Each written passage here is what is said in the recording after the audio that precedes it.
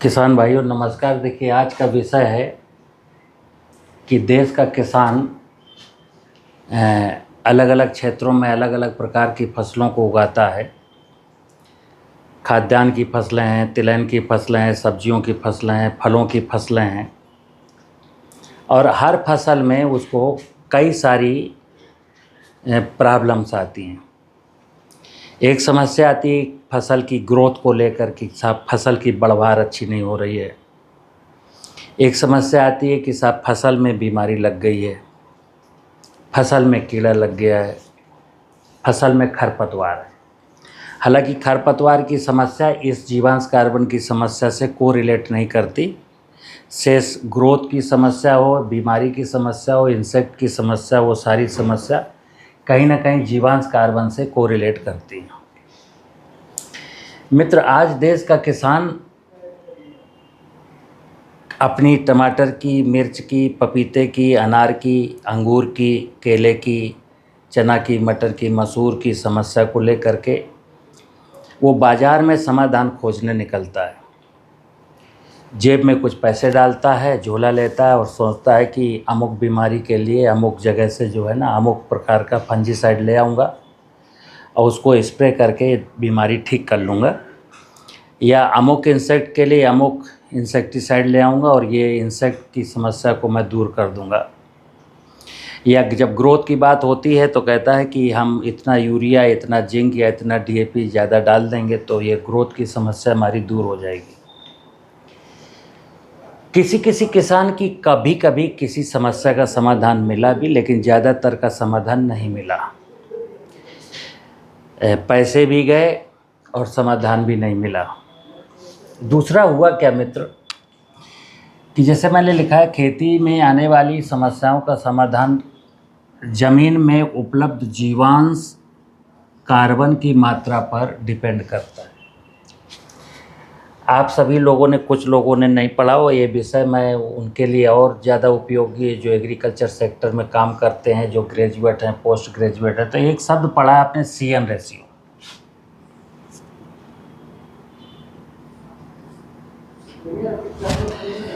Actually जब CN ratio की बात करते तो CN रेशियो जीवांश कार्बन ही है। कार्बन का मतलब है ये कार्बन है और एन का मतलब न्यूट्रिशन या जीवद्रव्य या मरे हुए जीवों का अंश, जीवांश। इसको मैं ऑर्गेनिक कार्बन भी कह देता हूँ।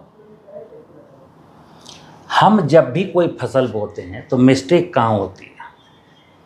मिस्टेक मित्र यहाँ होती है कि मैं जब किसी भी ज़मीन में, कोई एक ज़मीन है, भूमि का टुकड़ा है, हमें जब फसल का चयन करना होता है तो मुझे ये देखना होता है कि मेरी ज़मीन की फर्टिलिटी कितनी है। अब किसी ने कहा कि साहब फर्टिलिटी चेक कराने के लिए किसी लैब में नमूना दे दो मिट्टी का, तो वहाँ से टेस्ट आज होकर के आ जाएगा, तो उससे आपको पता चल जाएगा। नहीं, दुनिया में कोई ऐसी लैब है ही नहीं जो मिट्टी के नमूने की जांच करती हो यथार्थ में। क्योंकि मैंने बोला कि समस्याओं का समाधान जीवांश कार्बन में है। अब किसी भी लैब में जीवांश के टेस्ट नहीं होता। लिखा जाता है आपकी ज़मीन में जीवांश कार्बन 0.3% है, ये लिखा गया है, छपा छपाया सॉइल हेल्थ कार्ड में जीवांश कार्बन 0.3%। CN रेशियो का कहना है कि किसी भी ज़मीन में जो CN रेशियो है वो 10:1 होना चाहिए। 10:1 का मतलब है 10 हिस्सा कार्बन है और 1 हिस्सा यन है। यन माने पुरानी किताबों में या नई किताबों में इसको यन माने का आगे एक माने नहीं, नाइट्रोजन, बट ये नाइट्रोजन नहीं है, ये है न्यूट्रिशन। फसलों को प्राप्त होने वाला एक कंप्लीट फूड, जैसे मिल्क के बारे में कहते हैं ना कि दूध एक कंप्लीट फूड है, इसी प्रकार फसलों के लिए जो जीवांश है, ये जीवांश ये कंप्लीट फूड है। आज की तारीख में इस पर कोई चर्चा ही नहीं करता। जब भी हम खेती शुरू करते हैं तो हम खेती में शुरू करते हैं कि हाई यील्डिंग सीड कहाँ से मिलेगा, हमको फर्टिलाइज़र किस किस कंपनी का डालना है, बीमारी लग जाएगी तो किस कंपनी का हमको फंजीसाइड डालना है, किस कंपनी का हमको इंसेक्टिसाइड डालना है, कौन सा वीडीसाइड डालना है। खेती करने वाला किसान और खेती की सलाह देने वाले जो कृषि विभाग के और जो साइंटिस्टों का एक बहुत बड़ी टीम है। कोई भी व्यक्ति सॉइल हेल्थ की बात नहीं करता। सॉइल हेल्थ क्या होती है, जैसे कितना बड़ा मजाक है। अब जैसे साइंस कहती है जीवांश CN रेशियो 10:1 होना चाहिए। अब आज किसी से पूछो CN रेशियो कितना रह गया तो बोलते हैं 30:1 रह गया। अब हम किसी किसान से कहते हैं भाई CN रेशियो तुम्हारा देखो ऐसा हो गया, बोले तो साहब इसका तो मतलब है कि अब तो मेरे ज़मीन में कार्बन बढ़ गया, क्योंकि यहाँ 10 था यहाँ 30 हो गया। अब लिखने को पढ़ने को यही बोला गया है कि आपके ज़मीन में अब CN रेशियो 30:1 हो गया। हकीकत क्या है? हकीकत ये है कि कार्बन बढ़ा नहीं है, कार्बन 10 का 10 ही है। और ये जो जीवांश था, जो न्यूट्रिशन था, ये 0.3 हो गया है। यानी कि किसी खेत में जो कार्बन था उससे जीवांश यानी न्यूट्रिशन जो रिलीज हो रहा था वो अब कम हो रहा है। ये न्यूट्रिशन कम रिलीज होने का रीज़न क्या है? जब मैंने यहाँ लिखा है जीवांश, तो जीवांश का मतलब है मरे हुए जीवों का अंश। अब पिछले 40 सालों से किसान को लगातार हम पेस्टिसाइड की रिकमेंडेशन दे रहे हैं, बात बात पर। दीमक लग गई, ये डाल दो। निमेटोड्स लग गया, ये डाल दो। वाइट ग्रब लग गया, ये डाल दो। सारे लोग जानते हैं कि, और किसान भी इस बात को जानता है, और अगर नहीं जानता तो फिर अज्ञानता में जी रहे हैं आप। जब सॉइल में निमेटोड्स को मारने के लिए कोई इंसेक्टिसाइड खतरनाक डालते हैं, या दीमक को मारने के लिए डालते हैं, या वाइट ग्रब को मारने के लिए डालते हैं, तो आपको नहीं पता है क्या कि जिस सॉइल में ये पेस्टिसाइड मैं डाल रहा हूँ उस सॉइल में अब जो भी जीव रहते हैं वो सब मरेंगे। मित्र, अपने लालच के चक्कर में टेक्नोलॉजी ने सारा का सारा जो ज़मीन का जो बायोलॉजिकल प्रॉपर्टीज़ थी सबको डिस्ट्रॉय करके रख दिया। तो ज़मीन के, जैसे मैंने कहा कि जैविक गुण होते हैं। जैविक गुणों का मतलब है कि किसी भी ज़मीन में नाना प्रकार के जो जीव जंतु होने चाहिए थे वो उनका होना बहुत ज़रूरी है, क्योंकि सॉइल को ज़िंदा रखने का काम यही करते हैं। तो जहाँ जीवाणु और जीव बहुत प्रचुर मात्रा में होते हैं तो उसको कहते हैं कि सॉइल के बायोलॉजिकल करैक्टर। जिस सॉइल में जैविक गुण अच्छे होंगे उस सॉइल की फिजिकल और केमिकल प्रॉपर्टीज़ भी सही होंगी। जैसे यहाँ केमिकल प्रॉपर्टीज़ बिगड़ी है। जीवांश क्या था? एक न्यूट्रिशन था, कंप्लीट न्यूट्रिशन था, जिसमें 14 एलिमेंट थे।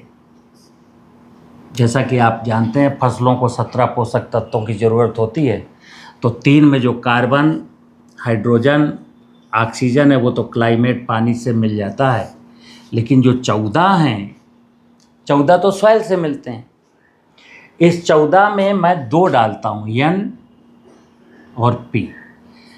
अधिकांश 95% किसान देश के जो है नाइट्रोजन और फास्फोरस, यूरिया या DAP, ऐसा मान लो यूरिया और DAP सबसे ज़्यादा यही बिकता है, सबसे ज़्यादा यही यूज होता है। 10-5% किसानों में कुछ किसान सल्फर, कुछ किसान जिंक, कुछ किसान पोटास का यूज करते हैं। अदरवाइज पूरे देश में नाइट्रोजन और फास्फोरस को यूज करने का एक पैटर्न है। यूरिया डाल दो, DAP डाल दो, DAP बेसल में डाल दो, यूरिया की टॉप ड्रेसिंग कर दो। अब मित्र समझना, मैंने यहाँ लिखा है खेती में आने वाली समस्याएं कौन सी हैं? ज़्यादातर समस्याएं तो हैं, 60% समस्याएं हैं बीमारियों की। सब अमुक फसल में ये बीमारी है,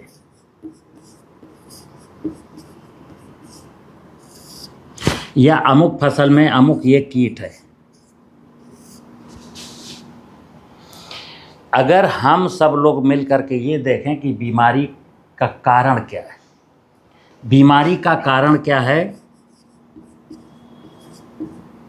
और कीट आने का कारण क्या है।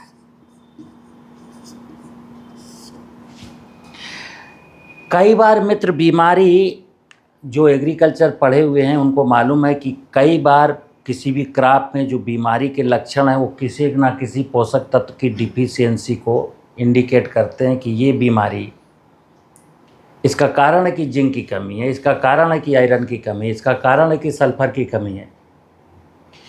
और कीट को सब लोग जानते हैं कि जहाँ नाइट्रोजन की मात्रा, जिस क्रॉप में नाइट्रोजन की मात्रा मैं ज़्यादा दे दूंगा वहाँ कीट का जो अटैक है वो बढ़ जाता है, क्योंकि उसको वो फसल खाने में बहुत आनंद आता है। समस्याओं का समाधान केवल जीवांश कार्बन में है, CN रेशियो में है। आज CN रेशियो घट गया, यानी कि न्यूट्रिशन का रेशियो घट गया। कार्बन अगर है भी तो न्यूट्रिशन उतना नहीं निकल रहा है। ये केमिकल करेक्टर है सॉइल का कि अगर जब वहाँ जीव ही नहीं है तो जब जीव है ही नहीं तो जीव मरेंगे नहीं, और जब जीव है ही नहीं तो कार्बन खाएंगे नहीं। तो कार्बन तो एज इट इज पड़ा हुआ है, लेकिन उसको खा करके जीवांश बदलने वाली प्रक्रिया में अवरोध आ गया है। अब मैंने लिखा है कि सारी समस्याओं का समाधान जीवांश कार्बन है। मैं अक्सर नेचुरल फार्मिंग में बात करता हूँ, जैसे आज नेचुरल फार्मिंग में कोई कहता है कि वर्मी कंपोस्ट डाल दो, कोई कहता है कि जीवामृत डाल दो, कोई कहता है संजीवनी डाल दो, कोई कहता है फिटकरी डाल दो, कोई कहता है हींग डाल दो, कोई कहता है मट्ठे में तांबे का सिक्का डाल करके उसका स्प्रे मार दो। मुख्यतः क्या है विषय मित्र, मूल रूप से ये सब एग्रीकल्चर के विषय है ही नहीं। जो मूल विषय है कि मूल विषय में है कि हम अपनी ज़मीन में जीवांश कार्बन कैसे बढ़ा दूं। जब मैं अपनी ज़मीन में जीवांश कार्बन को बढ़ाता हूं तो क्या क्या होता है, देखिए आप। जैसे उदाहरण दे रहा था CN रेशियो का, अभी जीवांश कार्बन है 0.3। 0.3 का मतलब 1 हेक्टेयर जो सॉइल है, 1 हेक्टेयर जो सॉइल है उसकी 6 इंच की मिट्टी का जो वेट है वो 20,000 कुंटल है। अब इस ज़मीन में 1% मूल रूप से 1% मिनिमम 1% ह्यूमस होना चाहिए। ह्यूमस का मतलब जीवांश कार्बन होना चाहिए। अगर 1% जीवांश कार्बन होगा तो यहाँ 200 कुंटल जीवांश कार्बन होगा। अब जब CN रेशियो की बात आती तो 200 कुंटल कार्बन है। अगर 200 कुंटल कार्बन है तो उसका 20 कुंटल न्यूट्रिशन,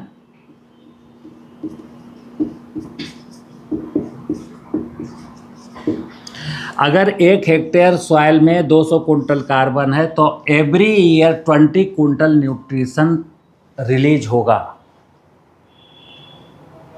अब जैसे एक किसान है, रबी में गेहूं बोता है, वो बेचारा भटकता है। पिछले साल लाया था 60 कुंटल प्रति हेक्टेयर क्षमता की उपज वाला गेहूं, लेकिन उसके खेत में हुआ था 28 कुंटल।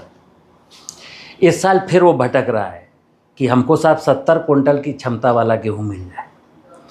वो 70 कुंटल की क्षमता वाला ले आए या 100 कुंटल की क्षमता वाला ले आए, अगर उसके खेत में जीवांश कार्बन 0.3 है तो इसका मतलब है 60 कुंटल उसके खेत में कार्बन है और इससे 6 कुंटल न्यूट्रिशन रिलीज होगा। और ये एनुअली है। 6 कुंटल में 3 कुंटल रिलीज होगा खरीफ में, 2 कुंटल रिलीज होगा रबी में और 1 कुंटल रिलीज होगा जायद में। कोई किसान पूछ सकता है साहब इसका क्या साइंस है? इसका साइंस है कि मैंने बोला कि जीवाणु जितने भी हैं, माइक्रो ऑर्गेनिज्म, ये पानी की दशा में, ह्यूमिडिटी की दशा में, जब खेत में 20% मॉइस्चर होता है तब अच्छे फंक्शन में होते हैं। बारिश के दिनों में खेत में 20% से ज़्यादा ह्यूमिडिटी होती है, तब इनकी क्रियाशीलता बढ़ती है, कार्बन को ज़्यादा इंटेक करते हैं, इनके मरने की गति बहुत फास्ट होती है, मल्टीप्लाई होने की गति बहुत फास्ट होती है। इसलिए जो कार्बन 60 कुंटल सिर्फ है, अब 60 कुंटल में ये 6 कुंटल ही रिलीज करेगा पूरे एनम में, वर्ष में, लेकिन इसकी बरसात में मात्रा ज़्यादा होगी। अब यहाँ पर किसान ने धान बोया है साहब 70 कुंटल प्रति हेक्टेयर का, समझना 70 कुंटल प्रति हेक्टेयर की क्षमता का धान बोया है। अब ये किसान कहता है कि साहब हमारे खेत में 70 तो नहीं निकलता, हमारे खेत में निकलता है 30, 32, 35। क्यों? एक रिलेशन बता रहा हूँ। जीवांश कार्बन किसी भी मिट्टी में फसल की उपज कितनी होगी वो निर्धारित है, पहले से तय है। जैसे अगर हमसे कोई किसान पूछे साहब मेरे खेत में गेहूँ कितना होगा, तो मैं उसकी बैक हिस्ट्री पूछूंगा कि पिछले साल कितना हुआ था, तो बताएगा पिछले साल साहब 32 हुआ था। मैं उससे पूछूंगा कब बोया था, तो 10 नवंबर को बोया था, यानी टाइम सही था। कितना पानी लगाया था, बोला साहब 5 पानी लगाया था, यानी कि टाइम पानी लगाने का सही है। कितना फर्टिलाइज़र डाला है, तो कहेगा 1 बोरी यूरिया 1 बोरी DAP, यानी 120 और 60-40 की रेशियो में उसने डाला है। जब किसान ने 120-60-40 की रेशियो में NPK डाला, समय से बुआई की, समय से पानी दिया, तो फिर उसकी उपज आधी कैसे रह गई? तो आधी ऐसे रह गई कि सॉइल में भी एक क्षमता है ना, सॉइल तो कुछ दे ही नहीं पा रही है ना, तो उपज तो आधी रहनी है। तो जो मैंने बताया कि किसी भी फसल की ग्रोथ डिपेंड करेगी जीवांश कार्बन कितना है। अब जीवांश कार्बन उतनी ग्रोथ के लिए नहीं है तो आप NPK तो डालें, लेकिन वो चीज़ नहीं बनी जो बननी चाहिए नेचुरल रूप से। नेचुरल रूप से कैसे बनेगी? जब हम NPK न डालें और यहाँ पर ये कार्बन की मात्रा ज़्यादा हो। देखिए, अब किसी भी एक फसल है कोई भी, तो उसका रिलेशन क्या होता है, उपज कितनी होगी। मित्र, अगर आप किसी एक हेक्टेयर सॉइल में जो मैं फसल बोने जा रहा हूँ, मान लो एक किसान है और वो 1 हेक्टेयर में उसको 30 कुंटल गेहूँ मिला और 30 कुंटल भूसा मिला, टोटल उपज ड्राई मैटर की उपज हुई 60 कुंटल। अब ये 60 कुंटल कैसे हुई? इसने नाइट्रोजन भी दिया, फास्फोरस भी दिया, लेकिन इसकी 60 कुंटल हुई। अब यहाँ से चेक करते हैं कि इसके खेत में ऑर्गेनिक कार्बन कितना है। देखिए आप मित्र, हमने बोला कि अगर इसके खेत में 1% ह्यूमस होता, तो मतलब हुआ कि 200 कुंटल कार्बन होता, उससे 20 कुंटल एनर्जी निकलती। इसमें 10 कुंटल तो खरीफ में मिलेगी, रबी में मिलेगी 6 कुंटल। रबी में 6 कुंटल एनर्जी यहाँ से मिलती। एक साइंस है मित्र कि फसल किसी भी जो ड्राई मैटर है ना, 60 कुंटल का 5% हिस्सा आता है सॉइल से और 95% आता है मतलब 95% में ये कार्बन हाइड्रोजन ऑक्सीजन होता है। कार्बन हाइड्रोजन ऑक्सीजन 95% है और 5% में nitrogen, phosphorus, potash, zinc, sulphur, magnesium, copper, ये सब कुछ है। कितने में? 5%। अब ये किसान 60 कुंटल प्रति हेक्टेयर क्षमता वाली उपज मतलब वैरायटी बोया था, तो 60 कुंटल तो इसको गेहूँ मिलना चाहिए था और 50 कुंटल इसको भूसा मिलना चाहिए, 110 कुंटल मिलना चाहिए था ड्राई मैटर। तो अगर 110 कुंटल इसको ड्राई मैटर मिलना चाहिए तो यहाँ पर ज़मीन में हमको कितना होना चाहिए? कम से कम ये जो कार्बन है 110 का मतलब हुआ कि करीब 6 कुंटल यहाँ से मिलता और रेस्ट मतलब क्लाइमेट से मिलता। 6 कुंटल न्यूट्रिशन जब यहाँ रिलीज होता तो ये फसल पूरा का पूरा 60 कुंटल पैदावार देती। लेकिन यहाँ क्या है, 0.3 वाली मिट्टी में 0.3 वाली मिट्टी में कार्बन रिलीज हुआ है केवल 3 कुंटल। अब 3 का आप 19 से गुणा कर दीजिए तो 57 कुंटल। मतलब 95, 3 का 95 कितना हुआ, प्लस 57 कुंटल, तो 60 कुंटल यील्ड मिली उसको, भूसा और गेहूं दोनों मिलाकर के, ड्राई मैटर। अब यहाँ पर एक डाउट और है, कई बार किसान कहता है साहब हमको तो इतना भी नहीं मिलता, यूरिया डीएपी डालते हैं तब भी इतना नहीं मिलता, उसका कारण क्या है? विषय मेरा यह था कि CN रेशियो। अब कई बार जब मैंने बताया कि हमने इस किसी ज़मीन में, मान लो इस ज़मीन में 200 कुंटल कार्बन है, लेकिन मैंने यहाँ पेस्टिसाइड बहुत डाला है, दीमक मारने के लिए, वाइट ग्रब मारने के लिए, निमेटोड्स मारने के लिए, तो यहाँ क्या हुआ है कि यहाँ जीवाणु नहीं है। कई बार किसान कहता है साहब मैं तो बहुत ट्राली 10-10 ट्राली गोबर की खाद डालता हूँ लेकिन फिर भी रिस्पॉन्स नहीं आता। तो भैया यहाँ 10 ट्राली डाल दो चाहे 100 ट्राली डाल दो, फसल ये आपका गोबर नहीं खाएगी, पत्तियों के अवशेष नहीं खाएगी, फसलों के अवशेष नहीं खाएगी। ये कार्बनिक पदार्थ जब कोई भी, जैसे किसी ने कहा कि हमने 10 ट्राली गोबर की खाद डाल दिया आपने, ये क्या कार्बनिक पदार्थ है? कार्बनिक पदार्थ जब 2 महीना 50-55 दिन तक कंटिन्यू 20% मॉइस्चर के साथ रहेगा तो ये कार्बनिक पदार्थ कार्बन बनेगा। और नियम क्या है कि अगर आपने 100 किलो कार्बनिक पदार्थ डाला तो कार्बन जब बनेगा तो 58 किलो बनेगा। जब कार्बन बन जाएगा और जीवाणु होंगे तो अब अच्छा हो गया, कार्बन भी है और जीवाणु भी है, तो अब ये जीवाणु इस कार्बन को लेंगे। तो 200 कुंटल अगर यहाँ पर कार्बन है और जीवाणु, जीवामृत की कहानी क्या है आजकल की तारीख में, जो जैसे ही नेचुरल फार्मिंग की बात होती है तो जीवामृत की बात आ जाती है। जीवामृत क्या कारण क्या है? क्या है जीवामृत? जीवामृत कुछ नहीं है, जीवामृत में वो जीवाणु हैं जो ज़मीन में होने चाहिए थे लेकिन मैंने पेस्टिसाइड डाल के मार दिए। कुछ किसान भाई कहते हैं मैंने साहब नहीं मारा, पेस्टिसाइड मैंने कभी नहीं डाला, लेकिन मेरे यहाँ फिर भी नहीं है। तो उनके यहाँ क्या है कि खेत की मेड़ें नंगी हैं, यानी वृक्ष नहीं है, तो अप्रैल मई जून के महीने में गर्मी में मर जाते हैं। माइक्रोब्स के बारे में स्पष्ट कहा गया कि 40 डिग्री सेंटीग्रेड के बाद जब भी टेम्परेचर बढ़ेगा ये डेड हो जाएंगे। तो जब आपके खेतों की मेड़ों पर पेड़ नहीं हैं तो सारे के सारे मर गए। हम कई बार पेड़ लगाने की बात करते हैं तो क्यों करते हैं? क्योंकि जब आपके खेत में 1-2 एकड़ ज़मीन में 1-2 नीम का, शीशम का, जामुन का अच्छा सा छायादार पेड़ हो गया 10 साल पुराना, कभी भी पेड़ों के नीचे का टेम्परेचर 40 डिग्री से एबव नहीं जाता सॉइल का, वहाँ पर जीवाणु जिंदा रहते हैं। गर्मियाँ जैसे ही बीतती हैं पानी बरसता है, तो देखिए माइक्रोब्स को एक स्थान से दूसरे स्थान पर जाने के लिए वाटर होना चाहिए।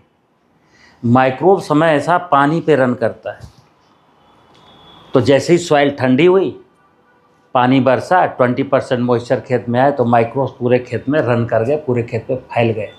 लेकिन अभी तो माइक्रोब्स वहाँ हैं ही नहीं। तो अगर जैसे आज की तारीख में नेचुरल फार्मिंग की बात हो रही है तो मैं 2 चीज़ों पर अक्सर जोर देता हूँ। क्या? जैसे हम कहते हैं जीवामृत। अब किसान ने जीवामृत डाल दिया, अब उसकी ज़मीन में जीवांश कार्बन 0.3 था, यानी कि उसके खेत में 60 कुंटल 1 हेक्टेयर में कार्बन था। अभी तक इस 60 कुंटल को खाने वाला कोई नहीं था, तो 60 कुंटल यथावत था। अब हमने जीवाणु डाल दिए, तो जीवाणु क्या करेंगे? इसको तोड़ेंगे, इसको खाएंगे, और कितना खा लेंगे? इसी साल वो 6 कुंटल यहाँ से माइनस कर देंगे। मैं 10:1 का मतलब हुआ कि 60 में से एक हिस्सा दशांश ये उन्होंने ले लिया, तो 60 में से 6 ले लिया, तो अब यहाँ कितना बचा? 54।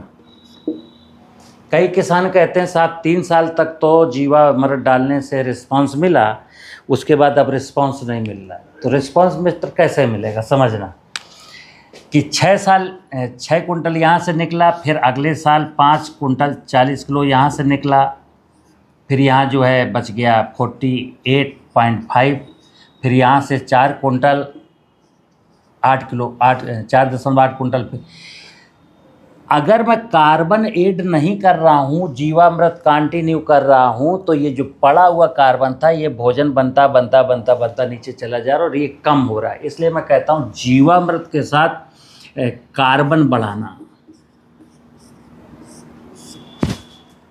उद्देश्य ये है नेचुरल। आज मेरी बात थी प्रारंभ में, बात यहाँ चल रही थी खेती में आने वाली समस्याओं का समाधान क्या। समस्याओं का समाधान केवल एक ही है कि खेत में जीवांश कार्बन हम कैसे बढ़ाएं। दोनों चीज़ें बढ़ानी है। कार्बन अब हम जीवांश तो हम नहीं बढ़ा पाएंगे, हम क्या बढ़ाएंगे, हम बढ़ाएंगे जीवाणु। जीवाणु बढ़ेंगे जीवामृत से। हमें बढ़ाना कार्बन, तो कार्बन बढ़ेगा कार्बनिक पदार्थ से, यानी कि बायोमास से। कार्बनिक पदार्थ लाना नहीं है बाजार से ना, जहाँ जिस क्षेत्र में देश के जैसा ट्रेंड हो, क्रॉपिंग सिस्टम जैसा भी हो, और क्रॉप का रेजिड्यू जो भी निकलता है, एक सूत्र समझ लेना। हमने बताया 60 कुंटल भूसा और गेहूँ मिला के हुआ, 30 कुंटल भूसा खेत को रिटर्न कर दो। चूँकि अभी सॉइल से उसने 3 कुंटल लिया था, जहाँ 60 कुंटल गेहूँ 30 कुंटल गेहूं की पैदावार हुई थी, 30 कुंटल भूसे की पैदावार हुई थी, वहाँ पर 3 कुंटल न्यूट्रिशन फसल लेके आई थी खेत से। मैंने 30 कुंटल रिटर्न किया। 30 कुंटल में ये मानिए कि 12.5 कुंटल कार्बन मिलने वाला है, तो 3 कुंटल लिया और मैंने 4 गुना ज़्यादा लौटा दिया। केवल भूसा मैनेजमेंट, फसलों का अवशेष का मैनेजमेंट। कोई कहे कि बाहर से लाना, बाहर नहीं जाना, बिल्कुल नहीं जाना। खेतों से जो चीज़ निकल रही है अगर वहीं प्रॉपरली मैं डिकम्पोज कर दूं। अब दिक्कत क्या आती, किसान कहता साहब मैं गेहूं कट गया, क्या करूं, वहीं डाल दूं। हमने कहा हाँ डाल दो। इसको साहब कैसे डाल दूं, ये सड़ेगा कैसे, बहुत सारी परिस्थितियाँ हैं। तो मित्र, खेती में शॉर्टकट नहीं चलना। आपके पास जितना भी रेजिड्यू निकलता है, एक खेत के अगल बगल आप देख लीजिए कि 5 एकड़ खेत है कि 10 एकड़ खेत है कि 2 एकड़ खेत है, लगभग कितना हमको फसल अवशेष मिलेगा, उसको अंदाज लेते हुए खेत के पास एक गड्ढा खोल दीजिए। अगर खेत में कहीं पेड़ है तो गड्ढा पेड़ के छाया वाले स्थान में खोदिए। जितना भी आपका फसल अवशेष है 1 फुट की लेयर में बिछाइए, हल्की सी मिट्टी यानी 1 इंच की मिट्टी की लेयर चढ़ाइए, फिर फसल अवशेष डालिए, फिर 1 इंच की मिट्टी की लेयर बिछाइए, फिर फसल अवशेष डालिए, फिर मिट्टी की लेयर चढ़ाइए, फिर एक ऐसे चढ़ाइए। ऐसे करके डोम बना दिया। पानी से नम कर दीजिए और काले रंग की पॉलीथीन से ढक दीजिए। 1.5 महीना के बाद इसको खोलिए, पूरा का पूरा मटेरियल निकालिए। लगभग हाफ डिकम्पोजिशन की कगार पर आ गया होगा, बहुत वेट होगा, सकुलेंस हो जाएगा। अगेन फिर इसकी फिर वहीं लेयर बिछा के डाल दीजिए। 3 महीना, अगले 1.5 महीने में जब फिर खोदेंगे तो आपको बारीक भुरभुरी ब्लैक कलर की खाद मिल जाएगी। अब ये खाद आप अपने ज़मीन में डाल दीजिए। एप्रोप्रिएट तरीका तो यही है, क्योंकि अभी जैसे गर्मियों में मार्च में गेहूं कट गया, आपने कहा कि उसको मैं रोटावेटर से, कल्टीवेटर से, डिस्क हैरो से काट के वहीं बिछा दूंगा, तो जानते हो क्या होगा, वो नीचे नहीं दबेगा। अप्रैल मई जून शुष्क एरिया है। अब ये डिकम्पोजिशन का प्रोसेस कब होगा, जब बारिश शुरू होगी, और जब बारिश शुरू होगी तब आपको अगली क्रॉप लेनी है। तो आप जब कुछ टिलेज करोगे तो आपको वो चीज़ें सब फंसेंगी, फिर आप कहोगे अच्छी बोनी नहीं हो पा रही है, सीड में सीड फंस जा रहा है, कचरा इकट्ठा हो जा रहा है। मैंने पीछे बोला कि कार्बनिक पदार्थ को डिकम्पोज होने के लिए कम से कम 50 और 60 डेज तक 20% मॉइस्चर रहना चाहिए। तो अभी मैंने पूरे खेत का कचरा उठाया, इस गड्ढे में डाल दिया, यहाँ 20 और 30% मॉइस्चर मैंने दे दिया। अब अप्रैल मई जून 3 महीने में यहाँ डिकम्पोज हो गया। थोड़ा सा लेबर ज़रूर लगेगा, फिर आपने यहाँ से उठाया पूरे खेत में बिखेर करके जुताई कर दी। अब आपको टिलेज में भी कोई प्रॉब्लम नहीं है। मुद्दा मित्र ये है कि जो जीवाणु हैं, सूक्ष्म जीवाणु जो जीवामृत के माध्यम से दिए जाते हैं, इनके दो रोल हैं। पहला रोल तो ये है कि जो कार्बन है उसको ये खाते हैं और जीवांश में बदलते हैं। बदलते क्या, बेचारे मरते हैं, उनकी भी लाइफ साइकिल है, मरते तो जीवांश बनता है, यही फसलों का भोजन है। बस ये मान लीजिए urea, DAP, potash, zinc, sulphur, किसी भी पोषक तत्व की कोई ज़रूरत ही नहीं अगर जीवांश जमीन में सफिशिएंट हो जाए। अगला है बीमारियाँ।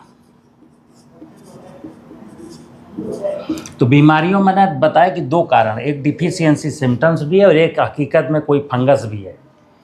यहाँ से डिफिशियंसी सिम्टम्स के कारण अगर कोई बीमारी आ रही थी तो सीन नहीं होगी फसल में, क्योंकि अब डिफिशियंसी है ही नहीं। दूसरी, अगर एक्चुअल में कोई बीमारी है मान लेते हैं, तो ये जो सॉइल में मैंने जो सूक्ष्म जीवाणु डाले हैं यहाँ पर हानिकारक पैथोजन थे।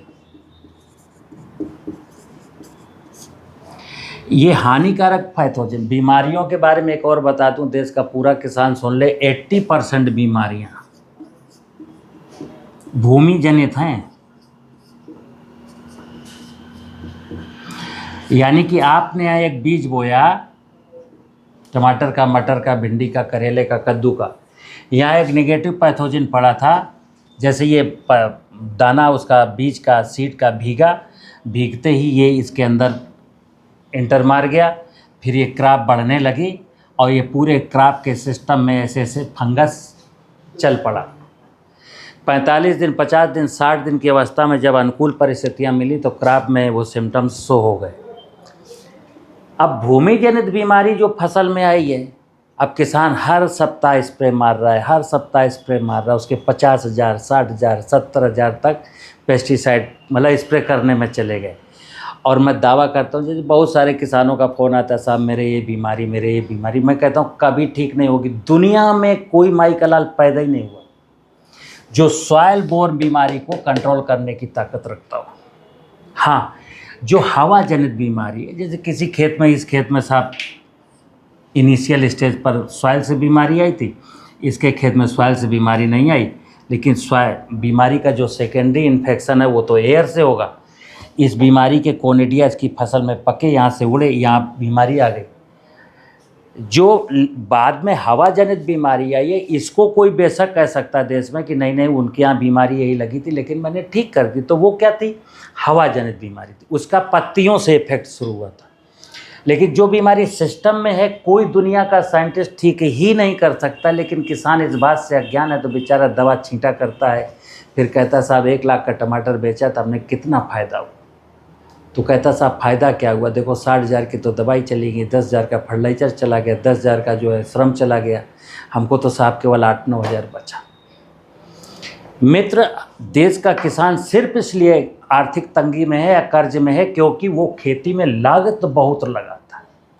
और लागत क्यों लगती है, लागत की अज्ञानता यही है कि हम पूरा देश, दुनिया ज़मीन को कंसीडर ही नहीं कर रहा। कहीं भी कहीं से आवाज़ नहीं आती कि ज़मीन में कार्बनिक पदार्थ बढ़ाना चाहिए, ज़मीन के जीवाणुओं को जिंदा रखना चाहिए। अभी तो सारे के सारे लोग जो बिजनेस, किसान के साथ बिजनेस करने वाली एजेंसियां हैं, सब ये चाहती हैं किसान इस बात से अनभिज्ञ रहे। जब तक वो अनभिज्ञ रहेगा तब तक फर्टिलाइज़र वालों का, पेस्टिसाइड वालों का धंधा चलेगा। और जिस दिन ये बात किसान के समझ में आ गई, उसी दिन से सबकी दुकानें बंद हो जाएंगी, किसान की दुकान सज जाएगी। तो मैं अपने किसानों से यही अनुरोध करता हूँ, आप अपनी दुकान की चिंता करिए, दूसरे की दुकानें क्यों चलवा रहे हैं। नमस्कार।